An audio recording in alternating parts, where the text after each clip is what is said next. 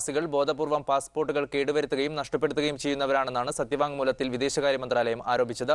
പ്രവാസികളുടെ പാസ്പോർട്ട് സേവനങ്ങളുടെ ഫീസ് കുത്തനെ വർദ്ധിപ്പിച്ചതിനെതിരെ സമർപ്പിച്ച ഹർജിയിലാണ് വിദേശകാര്യ മന്ത്രാലയത്തിന്റെ ഈ വിചിത്രമായ വാദം.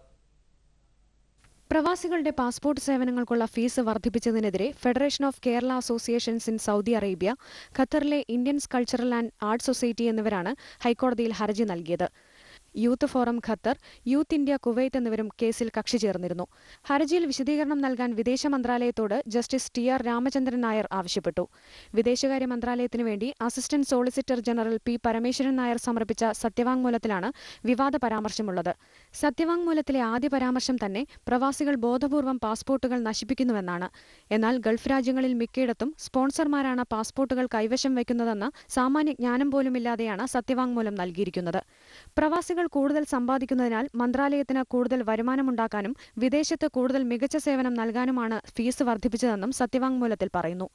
നിലവിൽ തന്നെ സൗദി പോലെയുള്ള രാജ്യങ്ങളിൽ 15 റിയാലോളം പ്രവാസികൾ അധികമായി പാസ്പോർട്ട് സേവനത്തിന് നൽകുന്നുണ്ടെന്നും പ്രവാസി സംഘടനകൾ ചൂണ്ടിക്കാട്ടുന്നു. News desk, media 1.